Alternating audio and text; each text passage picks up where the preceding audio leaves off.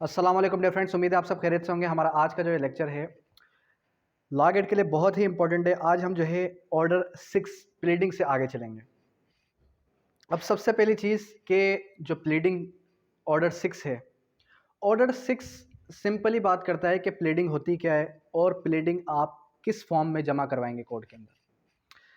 अब देखें, जब हम ऑर्डर 6 को पढ़ते हैं तो ऑर्डर 6 बात किस चीज़ की करता है? प्लीडिंग की।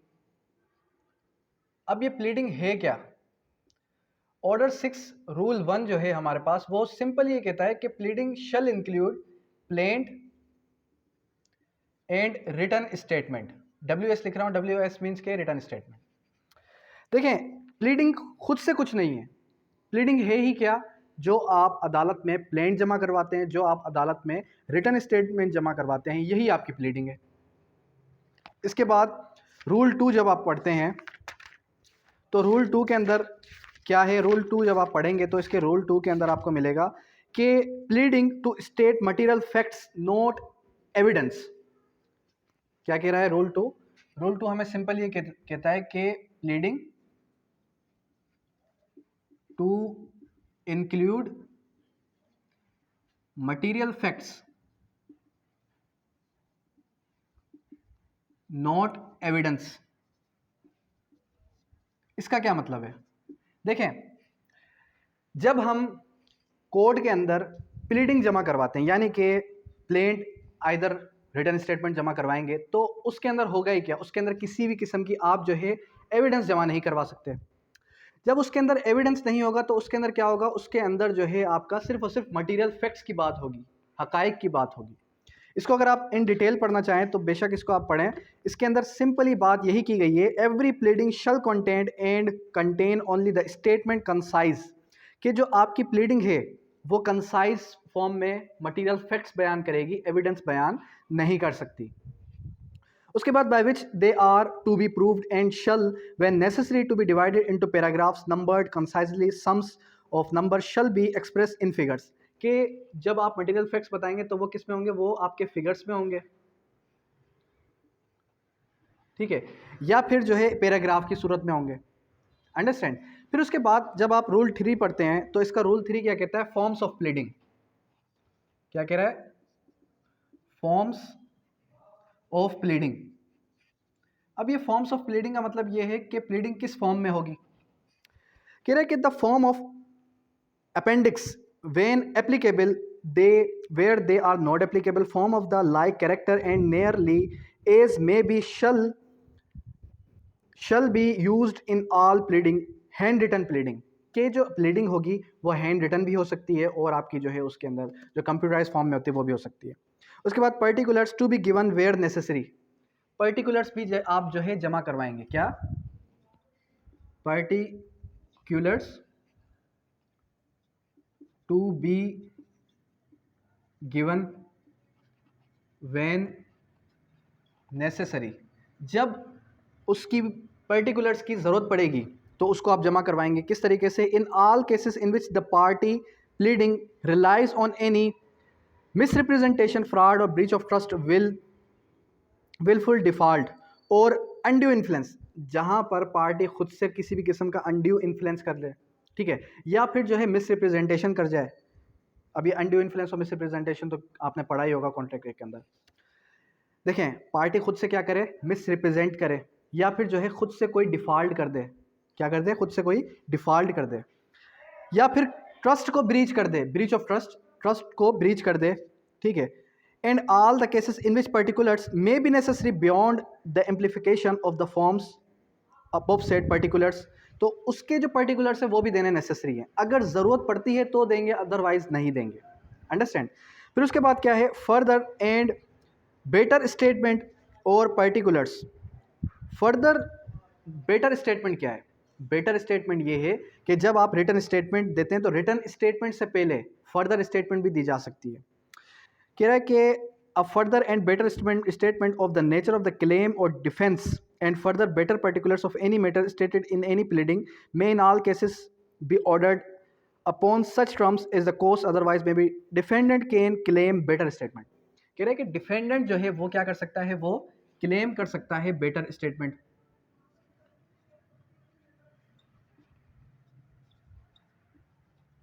ये जो आपका डिफेंडेंट है वो बेटर स्टेटमेंट क्लेम कर सकता है कि जो प्लेंट में ये चीज़ मांग रहा है ये हमें क्लियर नहीं हो रही, वाजे नहीं हो रही। मिसाल के तौर पे एक शख्स है वो जो है क्या करता है, वो कहता है कि 7 लाख रुपए, क्या कह रहा है कि 7 लाख रुपए इस बंदे के हमारी तरफ है। अब वो 7 लाख रुपीज़ यहाँ पर लिख रहा है, ठीक है, और फिगर्स के अंदर क्या है, फिगर्स के अंदर उसने जो है 70,000 लिख दिए हैं। इस किस्म की कोई भी अगर जो है उसने मिस रिप्रेजेंटेशन की है या फिर कोई भी जो है उसने क्लेरिकल मिस्टेक की है, तो जब वो कोई भी इसी किस्म की क्लेरिकल मिस्टेक करता है तो फिर उसके बाद क्या, उसके बाद जो आपका डिफेंडेंट है वो बेटर स्टेटमेंट क्लेम कर सकता है। उसके बाद कंडीशन प्रेसिडेंट। कंडीशन प्रेसिडेंट क्या कहता है, either plaintiff has performed performance to contract, के कंडीशन प्रेसिडेंट है।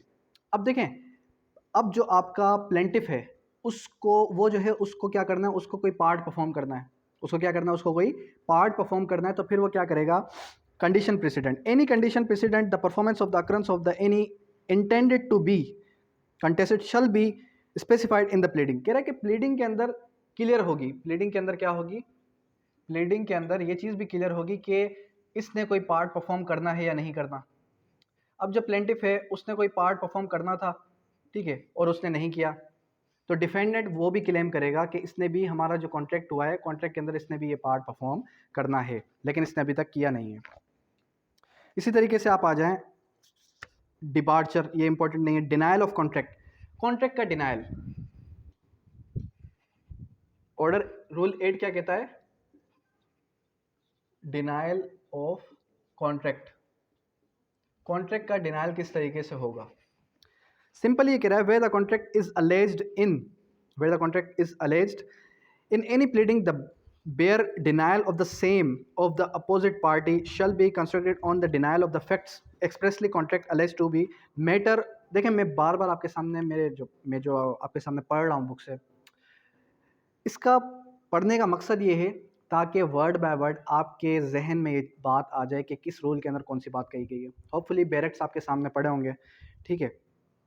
उसके बाद कह रहा है, material of the facts which the same may be implied and not is the denial of the legality sufficiency of law of contract if you deny then give reason. देखें, और rule 8 के अंदर डिनाइल ऑफ कॉन्ट्रैक्ट की बात कर रहा है कि जो डिफेंडेंट है वो क्या करता है, वो कॉन्ट्रैक्ट को डिनाई करता है, कॉन्ट्रैक्ट को डिनाई करता है। अब जब कॉन्ट्रैक्ट को डिनाई करेगा तो वो क्या देगा, वो उसके रीजंस देगा कि किस वजह से वो कॉन्ट्रैक्ट को डिनाई कर रहा है, कि उसने तो किसी किस्म का कॉन्ट्रैक्ट किया ही नहीं है। जब वो ये कह देगा कि हमारे बीच किसी किस्म का कोई कॉन्ट्रैक्ट हुआ ही नहीं है, तो क्या होगा, तो जाहिर सी बात है उसको जो है रीजंस भी देने पड़ेंगे। अगर वो रीजंस ही नहीं देता तो उसका डिनाइल है वो एक्सेप्ट नहीं होगा, उसका डिनाइल क्या नहीं होगा, उसका डिनाइल एक्सेप्ट नहीं होगा। उसके बाद effect of document to be stated. अब जो डॉक्यूमेंट है उसका इफेक्ट क्या है, sufficient in pleading to state the effect briefly as possible. कह रहा है रूल 9 के अंदर ये कह रहा है कि इफेक्ट ऑफ डॉक्यूमेंट्स, कि जो डॉक्यूमेंट्स दे रहा है उसका क्या इफेक्ट है। सेटिंग आउट द होल और द पार्ट, एनी पार्ट और एनी मटेरियल। कह रहा है कि जब आपका प्लेंटिफ कोई भी डॉक्यूमेंट उसके साथ क्या करेगा, अटैच करेगा, तो उसका उस प्लेंट के अंदर क्या जो है रोल है, ठीक है, आ रही बात समझ में, उसका उस प्लेंट के अंदर किस किस्म का रोल है। आइदर वो जो है उसके साथ एनेक्स्ड हुए हैं तो उसका कोई कैरेक्टर है भी या नहीं उन डॉक्यूमेंट्स का, अंडरस्टैंड। फिर उसके बाद नोटिस जहाँ नोटिस ज़रूरत है वहाँ देंगे, अदरवाइज हर जगह नोटिस नहीं दिए जा सकते, ये बात आपने याद रख लेनी है। इम्प्लाइड कॉन्ट्रैक्ट ऑफ रिलेशन, इसको छोड़ दें। अब देखें जो आपका ऑर्डर 6 है, ऑर्डर 6 के अंदर सिंपली आपने याद रखना है कि मोस्ट इंपॉर्टेंट 6:17 की एप्लीकेशन दी जाती है और 6:16 की एप्लीकेशन दी जाती है। अगर मैं चाहता तो सिंपली आपको ये 2 रूल्स क्लियर करवाता और इन सब को मैं छोड़ देता, लेकिन इन सब को पढ़ाने का मकसद ये है ताकि वर्ड बाय वर्ड आपको एक एक जो रूल है वो जहन नशीन हो जाए। कल कला को हो सकता है मैं भी, देखे ना, ज़रूरी तो नहीं है कि जो इंपॉर्टेंट है वहीं से आपका जो है सवाल बने। लॉ गेट के अंदर यहाँ से भी सवाल आ सकता है, रूल 1 2 3 4 कहीं से भी सवाल आ सकता है। तो आपने एक एक पॉइंट को क्लियर करना है। हमारे पास टाइम अभी इनफ है, तो इस वजह से हम क्या कर रहे हैं, हम एक एक कॉर्नर को क्लियर कर रहे हैं। उसके बाद 13 presumption of law. Presumption of law क्या कहती है, प्रिजम्पशन ऑफ लॉ ये कहती है अगर burden of proof other party पर है तो वो जो है वही शख्स प्रूफ करेगा। किस तरीके से, neither party need to any pleading allege the matter of fact which law presume to any favour which the burden of proof lies upon the other side unless and first has been specified और denial. कह रहा है कि देखें जहाँ पर rule जो है इसका 13 है, क्या कह रहा है, presumption of law. Presumption of law के लॉ को प्रिज्यूम किया जाएगा। अब लॉ को प्रिज्यूम करने के अंदर ये कह रहा है कि जो बर्डन ऑफ प्रूफ है,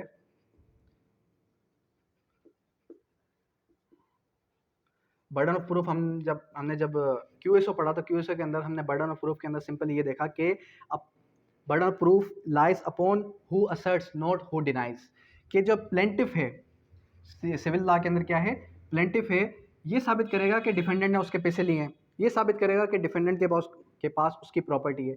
अगर बर्डन ऑफ प्रूफ शिफ्ट हो जाएगा डिफेंडेंट पर तो वही साबित करेगा। ये प्रिजम्पशन ऑफ लॉ है।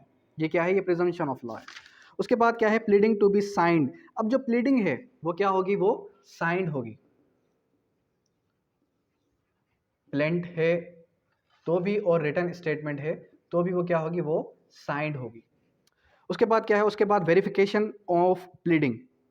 अब देखें वेरिफिकेशन ऑफ प्लीडिंग जब मैं पढ़ाता हूँ तो मैं बहुत ही जो है घबरा जाता हूँ कि यार किस तरीके से जो एक एडवोकेट है वो वेरीफाई करता है इस चीज़ को, किस चीज़ को वेरीफाई करता है। देखें ये जो वकालत का पेशा है ये ऐसा पेशा है जिसके अंदर आप जो है बहुत ही जल्दी उरूज पर भी जा सकते हैं, बहुत जल्दी ज़वाल पर भी आ सकते हैं। मैंने आपको लास्ट टाइम भी बताया था। लेकिन ये वाहिद एक ऐसा पेशा है जिसके अंदर किसी किस्म की कोई रिटायरमेंट नहीं है। अब देखें जब आप वेरिफिकेशन करते हैं,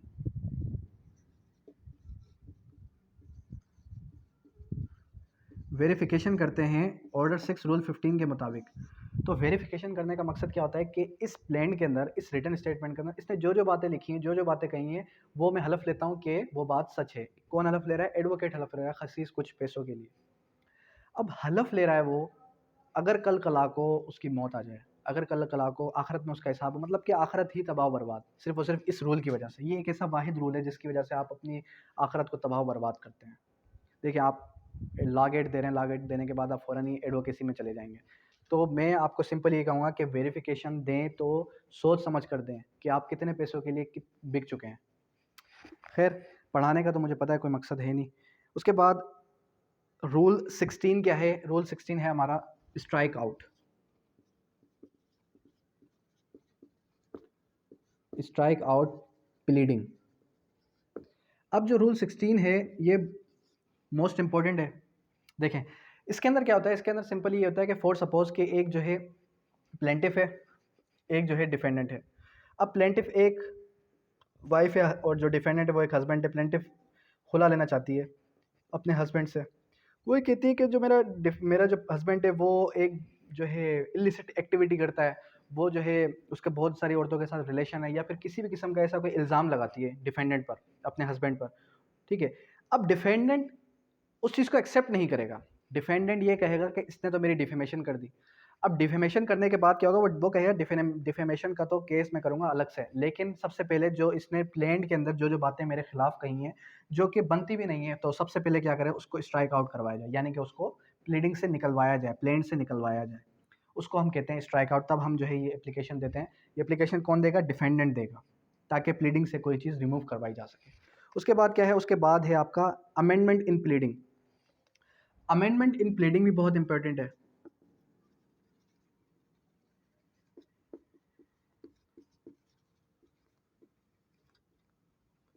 अब देखें रूल 17 क्या बात करता है, अमेंडमेंट इन प्लीडिंग।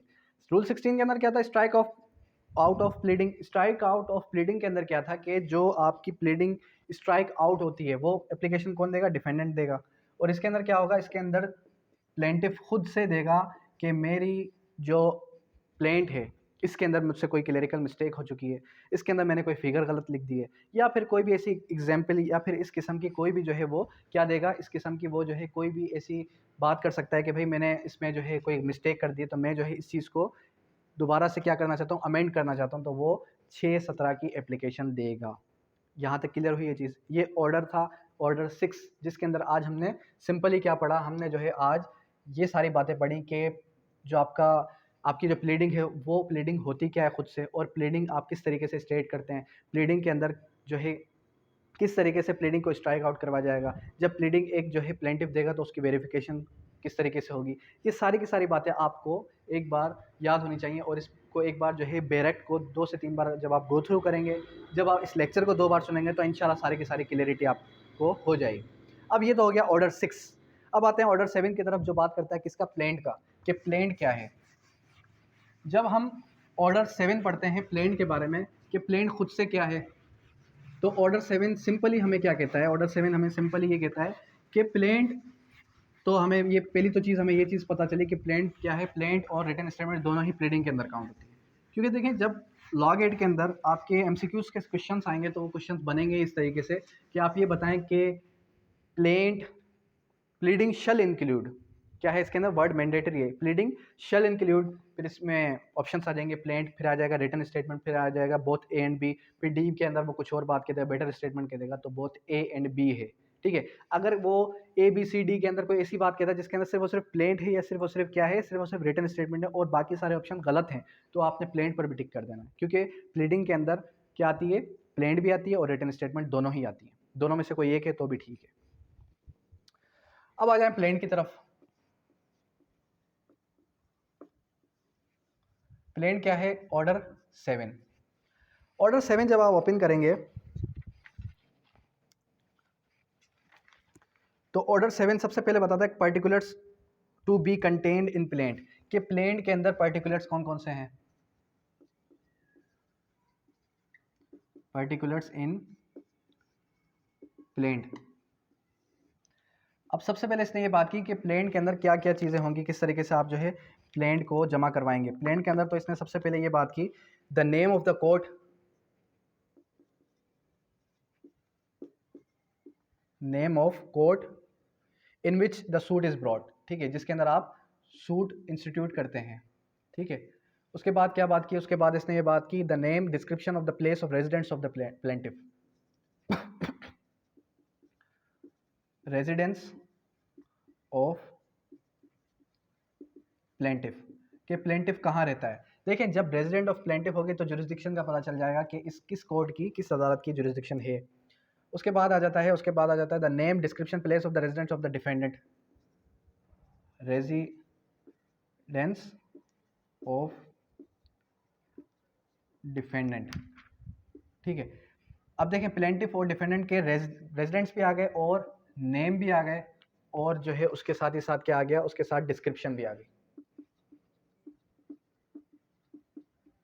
ठीक है, उसके बाद क्या है, उसके बाद आ जाए हमारे पास क्या है, वेयर द प्लेंटिफ और the defendant is a minor the person unsound mind statement of the effect, statement of effect, कौन सा इफेक्ट, अगर वो माइनर है या फिर क्या है वो अनसाउंड माइंड है। ठीक है, अगर वो माइनर है या अनसाउंड माइंड है तो फिर उसकी कोई ना कोई, जाहिर सी बात है, कोई सर्टिफिकेट होगा वो जमा करवाएं। फिर उसके बाद क्या है, उसके बाद the fact continues to the cause of action when it arose, cause of action when it arose, cause of action कहाँ हुआ और जो है कब हुआ, उसका टाइम, ठीक है, उसकी डेट वगैरह। The fact showing that the court has jurisdiction, facts showing court has jurisdiction, court के पास क्या है, कोर्ट के पास जुरिस्डिक्शन है। उसके बाद क्या है, उसके बाद आ जाता है हमारे पास the relief which plaintiff claims, relief which plaintiff claims, जो प्लेंटिफ रिलीफ क्लेम करता है वो रिलीफ आ जाएगा। फिर उसके बाद relinquish of the relief, relinquish a portion, इसका क्या मतलब है, इसका मतलब ये है सिंपली कि अगर प्लेंटिफ के मिसाल के तौर पे 10 लाख बनते हैं, 10 लाख के साथ साथ कोई सामान भी बनता है, जैसे कि एक फ़ीमेल है वो खुला लेती है और वो कहती है कि मुझे बस खुला चाहिए और मेरा जो डॉवरी है, मेरा जो डॉवर है वो मैं माफ़ करती हूँ, वो मुझे नहीं चाहिए। ठीक है, तो वो जो उसका डॉवर है वो अगर वो कहती है कि मुझे नहीं चाहिए तो वो क्या कर रही है, वो रिलिंग्विश कर रही है, वो उस पार्ट को छोड़ रही है, क्या कर रही है, वो अपने रिलीफ को छोड़ रही है। तो उसको ये भी बताना पड़ेगा कि वो कौन सा हिस्सा रिलिंग्विश कर रही है। The statement of the value of subject matter, value of subject matter, जो सब्जेक्ट मैटर है जिस पर झगड़ा है या जिस पर जो है बहस हो रही है या जिसकी वजह से वो जो है कोर्ट के अंदर आए हैं, उसकी क्या, उसकी वैल्यू। ठीक है, ये हो गया आपका प्लेंट। प्लेंट के अंदर कौन कौन से पर्टिकुलर्स होंगे ये सारा कुछ आपने बता देना है। ये सारे के सारे क्या है, पर्टिकुलर्स ऑफ प्लेंट है। उसके बाद रूल 2 जो है वो किस चीज़ की बात करता है, रूल 2 हमारा बात करता है किस चीज़ की, in money suit. In money suit, जब मनी सूट होगी यानी कि पैसों की लेन देन की बात है, where the plaintiff seeks the recovery of money the plaint shall state the precise amount of claim. अब यहाँ पर बात ये है कि ये क्या है, ये एक मैंडेटरी प्रोविजन है शल के साथ। तो शल क्या करेगा, वो जो है प्रिसाइज अमाउंट बताएगा। अब ये नहीं कह सकता है कि तकरीबन तकरीबन कोई 7 से 8 लाख हैं या जो है 8 से 10 लाख हैं, इस तरीके से नहीं कर सकता। वो प्रिसाइजली ये बताएगा कंसाइज सूरत में कि टोटल कितनी अमाउंट वो क्लेम करना चाहता है।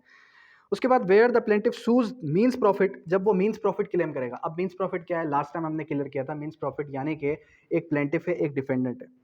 प्लेंटिफ ये कहता है कि डिफेंडेंट की तरफ मेरी प्रॉपर्टी 10 साल से है और जो है मुझे इससे एग्जीक्यूट करवा के दे, मुझे इससे प्रॉपर्टी वापस दिलवा के दे। अब जो है क्या करती है कोर्ट, अदालत उसको वो प्रॉपर्टी वापस दिलवा के देती है। लेकिन दिलवाने के बाद वो ये कहता है कि 10 साल तक ये जो इस प्रॉपर्टी से फ़ायदे उठा रहा था, किराया उठा रहा था, या फिर जो है कोई भी अगर फसल थी वो उठा रहा था, तो वो कहाँ गई, उसके लिए मैं अलग से सूट इंस्टीट्यूट करता हूँ मीन्स प्रॉफिट का, तो उसको हम मीन्स प्रॉफिट कहते हैं। तो जहाँ पर बात मीन्स प्रॉफिट की आएगी वहाँ पर ये कुछ और कह रहा है, found due to the unsettled amount between them, the defendant appellant shall state approximately the amount sues। यानी कि जहां पर मीन्स प्रॉफिट की बात आएगी तो वहां पर वो क्या करेगा, वहां पर भी वो अमाउंट बताएगा कि वो कितना अमाउंट जो है क्लेम कर रहा है। आगे बात समझ में। तो ये हो गया ऑर्डर 7, रूल 1 एंड 2। उसके बाद रूल 3 की तरफ जब आप आते हैं, where the subject matter of the suit is immovable property. इसको आप सेक्शन 16 के साथ पढ़ेंगे, लेकिन ये आपका सिलेबस नहीं है, इस वजह से इसको आप छोड़ दें। तो सिर्फ और सिर्फ ऑर्डर 3 ही पढ़ें। क्या कह रहा है, जहां पर subject matter of the suit is immovable property,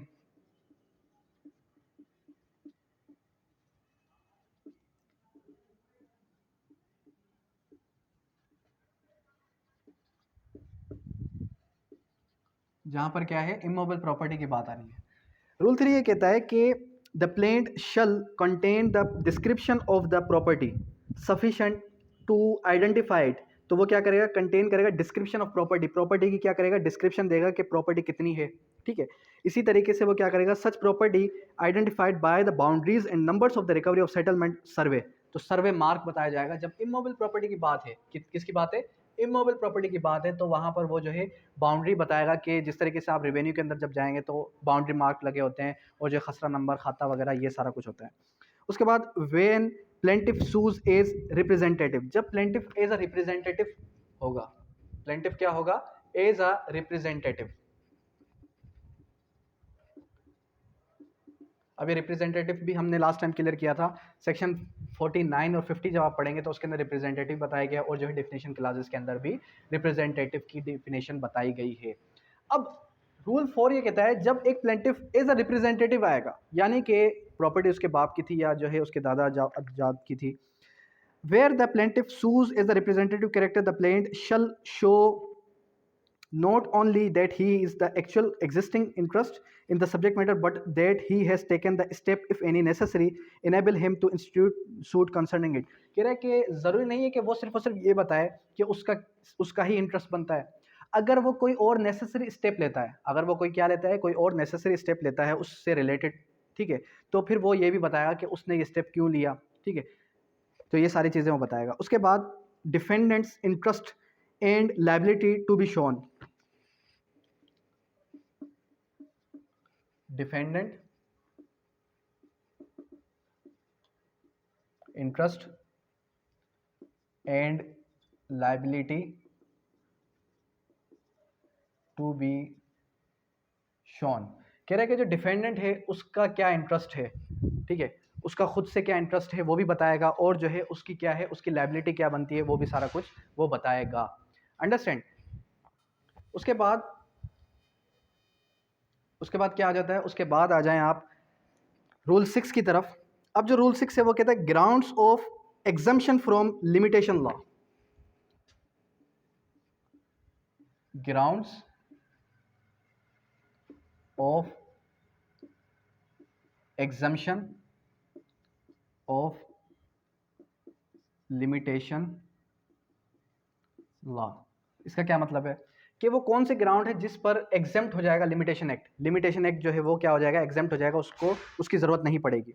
where the suit is instituted after the expiration of the period prescribed by law of limitation, the plaintiff shall show the ground upon which the exemption from such law is claimed। कह रहा है कि जब limitation act क्या है, limitation act एक ground बता रहा है, जैसे कि सफिशिएंट काज है, कंडोनेशन ऑफ डिले है, ठीक है। इस तरीके से जब आप जो है क्या करते हैं, जब आप एक जो है कोई ग्राउंड बता, मिसाल के तौर पे सूट इंस्टीट्यूट करने के दिन थे आपके पास 30 और आप 30 दिन निकल गए, आप आते हैं 32 डेट पर, यानी कि 32वें दिन आप आते हैं कोर्ट के अंदर सूट को इंस्टीट्यूट करने के लिए।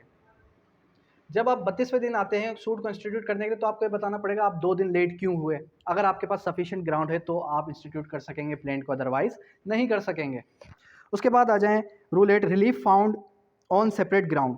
रिलीफ जो है वो सेपरेट ग्राउंड पर भी मिल सकता है, यानी कि ज़रूरी नहीं है कि आप जो है आपने एक ग्राउंड बताया कि मुझे ये रिलीफ चाहिए, उसके साथ कुछ और ग्राउंड्स भी बताए, उसमें से एक ग्राउंड बनता था दूसरे ग्राउंड नहीं बनते, तो ज़रूरी नहीं है कि सारे के सारे ग्राउंड्स पर ही आप अपना रिलीफ क्लेम करें, किसी एक पर भी आप रिलीफ क्लेम कर सकते हैं। ठीक है, 8 हो गया। उसके बाद इसके अंदर जो इम्पोर्टेंट है, मोस्ट इम्पोर्टेंट, वो कौन सा है, 7, 10 और 7, 11। ये आपने अपने जहन के अंदर हिफ्स कर लेना इनके ग्राउंड्स, वो भी खैर बताता हूँ। उसके बाद क्या है, प्रोसीजर ऑफ एडमिटिंग प्लेंट। अगर कोई डिफेंडेंट एडमिट कर दे प्लेंट, ठीक है, the plaintiff shall endorse the plaint annex thereto the list of the documents. अब ये प्रोसीजर ऑफ एडमिटिंग प्लेंट है क्या, रूल 9 के अंदर ये बताया गया, प्रोसीजर ऑफ एडमिटिंग प्लेंट, यानी कि प्लेंट को किस तरीके से आप जो है कोर्ट के अंदर इंस्टीट्यूट करेंगे, प्लेंट को किस तरीके से आप जो है क्या आप कोर्ट के अंदर जमा करवाएंगे। ज़रूरी नहीं है कि आपने ये सारी बातें लिखी, प्लेंट पूरी हो गई और आपने जमा करवा दी, इस तरीके से नहीं होता। अब देखिए हम जो है क्या कर रहे हैं, हम लॉ गेट के लिए भी पढ़ रहे हैं, साथ ही साथ प्रैक्टिकल एस्पेक्ट भी बताता जा रहा हूँ मैं आपको। आपने ये सारी बातें बताई कोर्ट के अंदर, ठीक है, और प्लेंट आपने एक बना ली। जब आप प्लेंट बनाते हैं उसके साथ सारे के सारे डॉक्यूमेंट्स भी देंगे। वो डॉक्यूमेंट्स कौन से हो सकते हैं, जैसे plaintiff shall represent with his plaint copies of the plaint, paper of the plaint is there the defendant. जितने ज़्यादा डिफेंडेंट होंगे उतनी ज़्यादा कॉपीज होंगी एक कोड के लिए, और जितने ज़्यादा डिफेंडेंट उतनी ज़्यादा कॉपीज, और साथ ही क्या होंगी, साथ ही डॉक्यूमेंट्स भी होंगे। अब वो डॉक्यूमेंट्स कौन से होंगे, मिसाल के तौर पे खुला है तो खुला के अंदर जाहिर सी बात है निकाह नामा आएगा। अब जाहिर सी बात है खुला मांग रही है एक औरत, तो उसके लिए अगर वो ये कहती है कि उसके 4 बच्चे, तो उसके बर्थ सर्टिफिकेट भी आएंगे। इसी तरीके से और कोई रेलेवेंट डॉक्यूमेंट्स है वो सारे के सारे वो जमा करवाएगी। तो ये सारा का सारा आपने याद रखना है। उसके बाद कंसाइज स्टेटमेंट, तो वो जो डॉक्यूमेंट्स है वो किस में होंगे, वो कंसाइज स्टेटमेंट में होंगे, ठीक है, ये भी याद रख लें। उसके बाद 7, 10, 7, 11। एक तो 7, 10 क्या है, return of plaint, return of plaint है, प्लेंट को रिटर्न किस तरीके से की जाएगी। 7, 11 क्या है, रिजेक्शन ऑफ प्लेंट।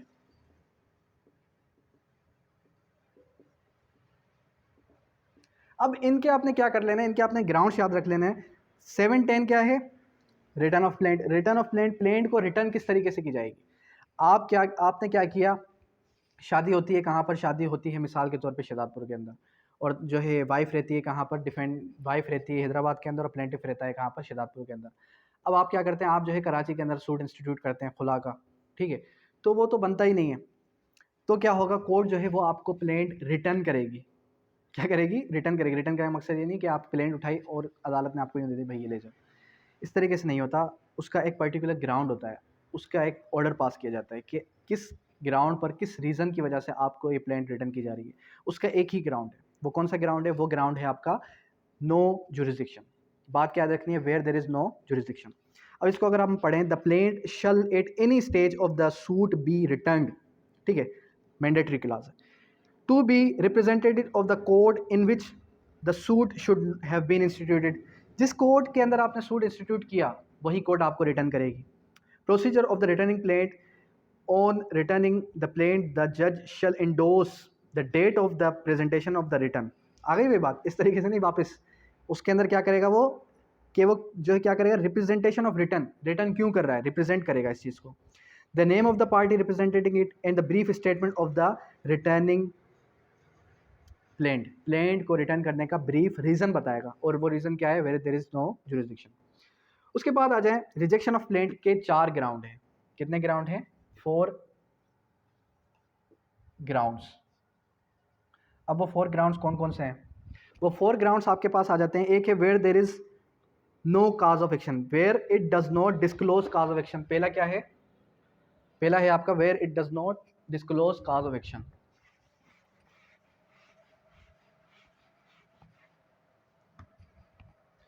सेवन 11 पहला ग्राउंड क्या आ जाता है, does not disclose cause of action. फिर उसके बाद सेकंड ग्राउंड क्या आ जाता है, सेकंड ग्राउंड आपका आ जाता है where the plaintiff claims under valued and the plaintiff required the court to correct value and fix by the court fails to do so. जब क्या है, वो वैल्यू उसकी अंडर वैल्यूड है और कोड उसको क्या करे, कोड उसको रिक्वायर करे और फिर भी वो उसको फुलफिल नॉट फुलफिल्ड, ठीक है। फेल्स टू डू सो का वर्ड याद रखना है, फेल्स टू डू सो। उसके बाद थर्ड ग्राउंड क्या आ जाता है, थर्ड ग्राउंड जो है हमारे पास आ जाता है where the plaintiff, where the relief claimed is properly valued but the plaint is written upon the paper insufficient stamped। जब वो unsufficient stamped हो, यानी कि properly stamped ना हो, ठीक है, unsufficiently stamped and the plaintiff on being required by the court is proper stamp and fails to do so। फिर इसके अंदर वही बात आ गई, इसके अंदर भी क्या है, fails to do so आ गई। लास्ट में क्या आ जाता है, लास्ट में जो है हमारे पास where the plaintiff appears barred by any law का वर्ड। जब कोई प्लेंटिफ जो रिलीफ क्लेम कर रहा है वो क्या है, वो बार्ड है, बार्ड बाय एनी लॉ। अब वो बार मतलब रुकावट होता है, ठीक है। अब वो बार किस किस्म का हो सकता है, जैसे कि हमारे पास लिमिटेशन है, ठीक है, लिमिटेशन एक्ट के तहत उसको जो है 30 दिन के अंदर सूट इंस्टीट्यूट करना, लेकिन उसने नहीं किया तो उसके ऊपर क्या लग जाएगा, उसके ऊपर बार लग जाएगा। इसी तरीके से फॉर एग्जांपल अगर कोई और रीज़न है जिसकी वजह से बार लगा हुआ है तो भी वो सूट को इंस्टीट्यूट नहीं कर सकता, उसको क्या किया जाएगा, रिजेक्शन का वर्ड, रिजेक्शन ऑफ प्लेंट। याद रखें कि प्लेंट किन किन ग्राउंड्स पर रिजेक्ट हो सकती है, वो ये 4 ग्राउंड है। रिटर्न कब होगी, रिटर्न का एक ही ग्राउंड है where there is no jurisdiction. और रिजेक्शन कब होगी, does not disclose cause of action, जब काज ऑफ एक्शन जो है डिस्क्लोज ना हो, सूट क्या हो, अंडर वैल्यूड हो, और फिर जो है उसको कहा जाए कि आप जो है इसको प्रॉपर्ली वैल्यू पे लेके आएँ और वो ना लेके आ सके। अनसफिशिएंट स्टैम्प्ड हो और उसको कहा जाए कि आप क्या करें, आप इसको एक सफिशिएंट, इसको जो है स्टैम्प वगैरह प्रॉपर लगाएं, फिर भी वो ना कर पाए। बार्ड बाय एनी लॉ, जब उसके ऊपर किसी किस्म की कोई रुकावट हो, क्या हो, रुकावट हो।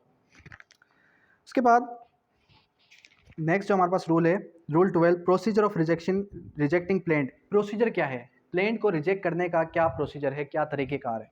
जब हम प्लेंट को रिजेक्ट करने का जब एक प्रॉपर तरीक़ेकार देखते हैं तो वो क्या बताता है, procedure of rejecting plaint, plaint को रिजेक्ट करने का क्या एक तरीक़ाकार है। वो ये कहता है कि where the plaint is rejected the जज shall record the order of the effect with the reason of such order. फिर वही बात आ गई कि वो क्या करेगा, जब वो रिजेक्ट करेगा तो उसको वो क्या करेगा, उसको वो ऑर्डर पास करेगा, और ऑर्डर पास करने के बाद वो अपने ग्राउंड्स देगा, रीज़न बताया किस वजह से उसने जो है रिजेक्ट किया है। उसके बाद 13 क्या कहता है, where the rejection of the plaint does not preclude representation of the fresh plaint ठीक है। The rejection of the plaint on any of the grounds before mentioned, जो वो ग्राउंड्स उसने पहले बताए हैं, उन ग्राउंड्स पर अगर कोई भी एक ग्राउंड है जिसकी वजह से जो है रिजेक्ट हुई है, shall not its own force preclude the plaintiff from presenting a fresh plaint in respect of the same cause of action। क्या कह रहा है कि मना नहीं किया जा सकता। प्रिक्लूड का मतलब क्या है? मना करना, कि वो जो है मना नहीं होगा कि आप जो है किसी और ग्राउंड पर, फ्रेश ग्राउंड के ऊपर आप दोबारा प्लेंट नहीं दे सकते। तो आप जो है जब रिजेक्शन हो गई उसके बाद जो है फ्रेश ग्राउंड पर वो प्लेंट जमा करवा सकता है। Documents relied on the plaint, production of documents on which plaintiff sues, where the plaintiff sues upon the documents in his possession power, where जब उसके पास कोई डॉक्यूमेंट्स हैं तो जाहिर सी बात है वो सारे के सारे डॉक्यूमेंट्स भी जमा करवाएगा कोर्ट के अंदर। लिस्ट ऑफ डॉक्यूमेंट्स बताएगा कि उसने कौन कौन से डॉक्यूमेंट्स जमा करवाए, ये सारा का सारा आप प्रैक्टिस के अंदर देखेंगे। इसके अंदर डिटेल प्रोसीजर बताया गया है कि वो क्या करेगा। वो जो है प्लेंट लेके आएगा, प्लेंट के अंदर डॉक्यूमेंट्स देगा, डॉक्यूमेंट्स की लिस्ट भी बताएगा कि उसने कौन कौन से डॉक्यूमेंट्स दिए हैं। अगर डॉक्यूमेंट कोई गुम हो गया है तो वो भी बताएगा उसके डॉक्यूमेंट्स कौन कौन से गुम हो गए हैं। ये सारी की सारी बातें वो उसके अंदर करेगा। उसके बाद 15 क्या कहता है? Statement in the case of document not in plaintiff possession of power. फिर वही बात आ गई कि स्टेटमेंट देखा कि उसकी पोजेशन में वो जो है डॉक्यूमेंट नहीं है, एडवर्स पार्टी के पास है। Suit in the last negotiable instrument, इसको छोड़ दें। प्रोडक्शन ऑफ शॉप बुक, इसको भी छोड़ दें, ये भी इंपॉर्टेंट नहीं है। और उसके बाद ये जो आगे के हैं इसके अंदर जो मोस्ट इंपॉर्टेंट है वो आपका consequence of the failure of filing address, ये इंपॉर्टेंट है। अब रूल 21 के अंदर क्या कहता है? अगर वो फेल हो जाए, किस वजह से फेल हो जाए? उसने प्रॉपर डिफेंडेंट का एड्रेस नहीं बताया। वेयर द प्लेंटिफ और petitioner fails to file the address for service, the plaint is the shall be liable to have the suit dismissed and the petition rejected by the court suo moto। अब देखिए court के पास suo moto action भी है कि court खुद से अज खुद notice से suo moto एक्शन से उसको क्या कर दे? उसको रिजेक्ट कर दे। ऑर्डर 21 के अंदर बताया गया है, रूल 21 के अंदर। रिजेक्ट किस ग्राउंड पे? कि उसने जो है प्रॉपर एड्रेस नहीं दिया जानबूझ के, ताकि तामीली उसके पास ना जाए और वो जो है उसके पास एक जो है समन ना पहुंच सके। उसके बाद rule 22 procedure when party not found at the place of address. जब पार्टी अपने एड्रेस पे ना पाई जाए तो क्या होगा? तो वो एनेक्स करेगा। जिस एक तरीके से हम ऑर्डर 5 के अंदर हम पढ़ते हैं कि समन्स किस तरीके से जो है उसको मिलते हैं। उसके बाद service on pleader, change of address, अगर एड्रेस चेंज हो जाए तो जाहिर सी बात है ये सारी बातें वो प्लेंट के अंदर लिखेगा कि पहले इस एड्रेस पे रहता था लेकिन अभी करंटली वो दूसरे एड्रेस पे रह रहा है। ये सारी की सारी बातें वो कहाँ लिखेगा? प्लेंट के अंदर लिखेगा। उसके बाद list of legal representative of plaintiff, rule 26 क्या कह रहा है? The name and address of the persons home the event of the death of the plaintiff may be और मेड पार्शली लीगल रिप्रेजेंटेटिव। कह रहा है कि जब प्लेंटिफ ये कह दे कि उसकी डेथ होने वाली है, लेट सपोज के इसके अंदर आप लिखें लिस्ट ऑफ